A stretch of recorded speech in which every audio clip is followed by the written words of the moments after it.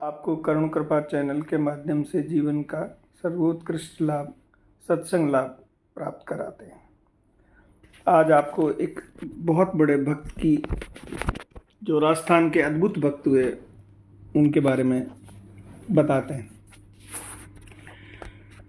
ये लोरडी ठिकाने के जागीरदार ठाकर लक्ष्मण सिंह जी के पुत्र सवाई सिंह जी के घर भक्तराशि मान सिंह जी का जन्म हुआ था। माता पिता के लाड प्यार, दास दासियों की सेवा शुश्रूषा और परिवार के अतुलनीय वैभव के परिवेश में उनका लालन पालन होने लगा। लोरडी का वातावरण गूंज उठा वहाँ के चरणों के स्वर में और उनके गुणों की प्रशंसा गाकर बहुत प्रशंसा करते थे इनके गुणों की। पर इन सब गुणों के होते भी सवाई मान सिंह को चिंता रहने लगी कि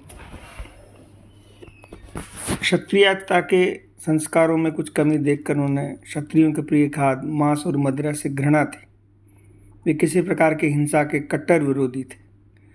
नवरात्रा में उनके घर देवी पूजा के अवसर पर जब पशु बलि होती तो वे वहाँ से उठकर चले जाते। वे बलि की वेदी पर एक निर्दोष और असहाय पशु का रक्त बहते नहीं देख सकते थे।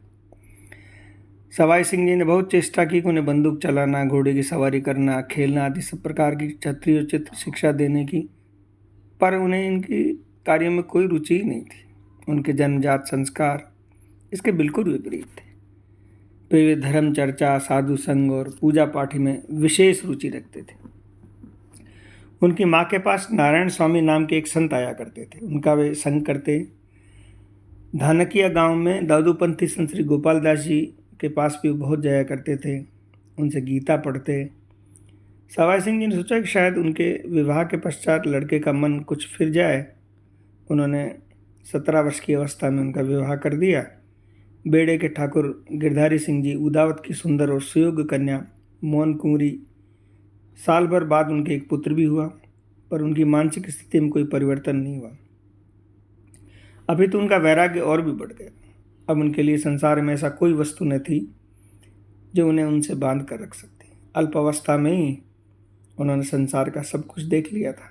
अपने 2 भाई और 3 बहनों में सबसे बड़े होने के कारण अपने पिता के 12,000 बीघा की जमीन की टिकायत, संसारी सुख वैभव, मान सम्मान, माता पिता और भाई बंधुओं का प्यार, सुंदर साध्वी स्त्री और संतान, सभी कुछ तो उन्हें प्राप्त था।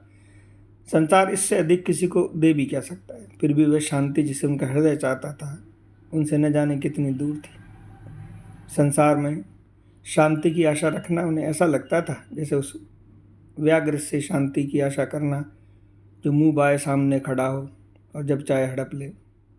उससे भागकर कहीं अन्यत्र चले जाने को उद्विग्न थे। यहाँ आत्मा को वांछित शांति मिल सके।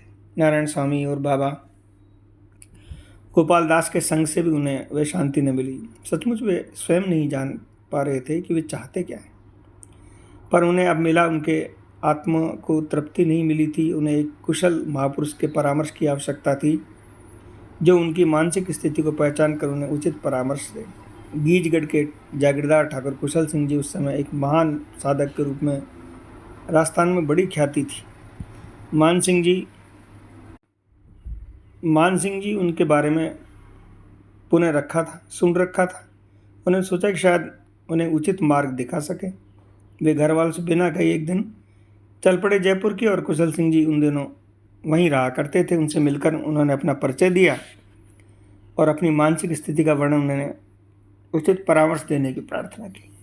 उन्होंने कहा, तुम्हारी अशांति का कारण यह है कि तुमने ज्ञान मार्ग का सहारा ले रखा है और तुम्हारे अनुकूल नहीं है। तुम्हारी स्वाभाविक प्रकृति भक्ति मार्ग की ओर है। भक्ति मार्ग ही सब मार्गों में श्रेष्ठ भी है और भक्ति का अवलंबन करके तुम्हें शांति मिल सकेगी। भक्ति का अवलंबन करने के लिए क्या करना चाहिए? मान सिंह जी ने उत्सुकता से पूछा। भक्ति का केंद्र तो वृंदावन है, तुम वहाँ जाना चाहिए। वहाँ जाकर किसी की शरण लेनी चाहिए। वहाँ दाऊजी की बगीचे में पंडित रामकृष्ण दास बाबा रहते हैं। वे ही आजकल ब्रज के भक्तों में श्रेष्ठ माने जाते हैं। भक्ति की मूर्तिमान स्वरूप ही है और उनके पास जाने से तुम्हें अभिष्ट फल की प्राप्ति होगी, पर उनकी कृपा प्राप्त करना बहुत कठिन है। मार्ग निर्दिष्ट हो जाने पर मान सिंह जी उन पर चलने में एक क्षण का भी विलंब नहीं किया। वे उसी क्षण वृंदावन की ओर चल पड़े। वहाँ जाकर दाऊजी की बगीचे के निकट शाहजहाँपुरी वाली बगीचे में किसी साधु के पास ठहर गए। दैन्यवश सीधे पंडित रामकृष्ण दास बाबा के पास जाने का उनका साहस नहीं हुआ। तो वे नित्य प्रातः एक स्थान पर जाकर खड़े हो जाते, जहाँ से पंडित बाबा शौच को जाते। वहाँ उनके दर्शन हो जाते। उन्हें दर्शन कर वे उन्हें हाथ जोड़कर प्रणाम कर लेते। 3 माह इस प्रकार बीत गए। शाहजहाँपुर वाले बगीचे के रहते और प्रातः शौच के समय बाबा को प्रणाम करते। वे बाजार से बेजरक आटा ले आते, कहीं उठाए टीन के टुकड़े पर 2 टिक्कर सेक लेते और उन्हें पानी के साथ उन्हें चबा लेते। दिन भर पंडित बाबा का ध्यान कर मन ही मन उन्हें कृपा की प्रार्थना किया करते। बाबा नीचा सिर किए नित्य शौच को जाया करते।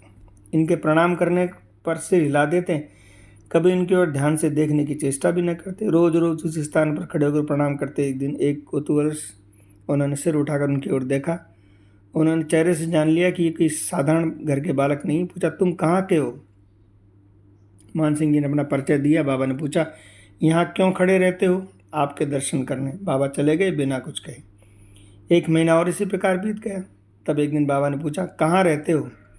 शाहजहाँपुर की बगीचे में। मान सिंह जी ने हाथ जोड़ते हुए धीरे से उत्तर दिया। बाबा ने कहा, 4 बजे हमारे यहाँ कथा होती है, आ जाया करो। वे कथा में जाने लगे। बाबा की दृष्टि उन पर नित्य पड़ती। उनका उत्साह और अनुराग देखकर एक दिन बोले, तुम यहीं आ जाओ, किसी लता के नीचे पड़े रहा करो। मान सिंह जी के विषादपूर्ण हृदय आकाश में जैसे आशा की एक किरण फूट पड़ी। बाबा की अपनी ऊपर इतनी कृपा देख वो आनंद से फूले न समाए। उसी दिन दाऊ जी की बगीचे में जाकर एक लता के नीचे रहने लगे।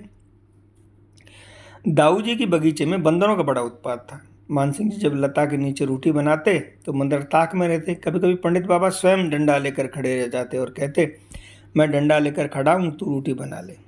मान सिंह जी अकस्मात अलोप हुआ देखकर वे घर के लोग चिंतित हो गए। ढूंढते ढूंढते कुशल सिंह जी के पास पूछे। उनके वृंदावन आने का समाचार प्राप्त कर वृंदावन जाकर उन्हें बहुत कुछ समझा बुझाकर अपने साथ घर ले आने की चेष्टा की, पर उन्हें समझाना बुझाना दीवार में सिर मारना जैसा था। उन्होंने एक भी न सुनी। हताश हो वे घर लौट आए। खर्च के लिए कुछ दे गए और उनका संतुष्टि से उन्होंने स्वीकार कर लिया। अब उन्हें दाऊ जी की बगीचे में पंडित बाबा के रहते 8 महीने हो गए। एक दिन उन्होंने उनसे दीक्षा देने की प्रार्थना। पंडित बाबा तो किसी को दीक्षा देते नहीं थे। उन्होंने पूंछरी के माधवदास बाबा से दीक्षा लेने की आज्ञा दी। माधवदास बाबा ने उन्होंने दीक्षा ले ली, पर वे अंत तक तन मन से पंडित बाबा को अपना वास्तविक गुरु मानते रहे और उन्हीं के अनुगत्य में भजन करते रहे। पंडित बाबा भी बराबर अपने प्रिय शिष्य की तरह उनके प्रति व्यवहार करते थे। वे उनका कितना अधिक स्नेह करते थे, इस बात से स्पष्ट है कि किसी को अपने चरण न छूने देते, पर उनसे चरण दबाया करते। उन्होंने अपने इस प्रकार की सेवा करने का अधिकार और किसी को नहीं दिया। दीक्षा के पश्चात वेश भी मान सिंह जी ने संभवतः माधवदास बाबा से ही लिया था, पर उनकी निश्चित जानकारी किसी को नहीं है कि उन्होंने वेश किससे लिया था, और न ही कोई ये जानता था कि उनका वेश का नाम क्या था। लोग उन्हें भगत जी कहकर पुकारा करते थे। वेशधारी बाबा जी की तरह रहते फटे पुराने चिथड़े जो दूसरे लोग फेंक देते, उन्हीं को गूंथ कर धारण करते और मधुकरी द्वारा उधर पूर्ति करते। पानी पीने के लिए एक टीन का पुराना डब्बा अपने पास रखते। ब्रज के साधु प्राय रज का करवा रखते, पर उन्हें अपने साथ भी पर मुखापेक्षित जुड़ी दिखती, क्योंकि उनके बार बार टूटने से बार बार संग्रह करने का भय रहता है। पंडित बाबा स्वयं किसी को वेश भी न देते। वेश देना तो दूर, वेश के लिए अनुमति भी वे आसानी से किसी को प्रदान न करते। वे कहा करते, हमारा वेश तो जैसे तैसे निभ गया, पर अब समय ऐसा आ गया है कि वेश की मर्यादा रखना दुष्कर हो गया। कुशल सिंह जी ने उनके वेश के लिए अनुमति मांगी तो उन्होंने मना कर दिया, इसलिए उन्होंने अंत तक ग्रस्त में रहकर ही भजन किया। पर मान सिंह जी जब उनसे वेश के लिए अनुमति मांगी तो उन्होंने सहर्ष प्रदान कर दी। वे जान गए थे कि मान सिंह पूर्व के एक योग भ्रष्ट महापुरुष है, जो कुछ ही दिनों में अपना भजन कर पूरा चले जाएंगे। उनके माता पिता, भाई बंधु, नौकर चाकर, लोरडी के अन्य लोग उन्हें देखने जब आते रहते। संन्यास में जब वे आए तो उनकी वेशभूषा देखकर, रहन सहन देखकर उनका विदीर्ण हो गया। चरणों में उनके त्याग की प्रशंसा में दुख भरी तान भरी। कोमल गात सदा सुख हो रहो मान कुमार, ज्यों धूप बरसात सर्दी सहेली सारी तू। बिन सवारी कभी पावड़े न हाल्यो पैदल, फिरो जंगल झाड़े पहाड़िन मझारी तू। कर्ण कहे देखियो न तो सम त्यागी बड़ भागी, माया फंद तोड़ी प्रेम भक्ति उर भारी तू। जवानी ओ अमीरी पे दीनो नहीं नेक ध्यान, लेकर सन्यास लात भवन पे मारी तू। मानसिंह जी का त्याग, पूर्व का राजसी वेश, एक आकर्षक चित्र भागवत निवास में या पंडित रामकृष्ण दास बाबा की समाधि है, कृपा सिंधु दास बाबा ने टांग रखा था। वह चित्र आज भी वहाँ विद्यमान है। किसी ने कृपा सिंधु बाबा से पूछा, आपने मानसिंह जी का राजसी वेश के लिए आश्रम में क्यों लगा रखा? तो उनकी त्यागमयी बाबा का स्वरूप चित्र होना चाहिए। बाबा उत्तर देते, इस चित्र से उनका त्याग जैसा परिचय मिलता है, वैसा बाबा जी स्वरूप में उनके चित्र से न मिलता। बाबा जी तो बहुत होते हैं, संसार का त्याग वे सभी करते हैं, पर त्यागी उन्हीं का सार्थक है जो सर्व संपन्न और सब प्रकार से सुखी होते हुए संसार का त्याग करते हैं। इस चित्र से पता चलता है कि मानसिंह का त्याग कैसा था। उन्होंने किसी सांसारिक अभाव या दुख के कारण संसार का त्याग नहीं किया।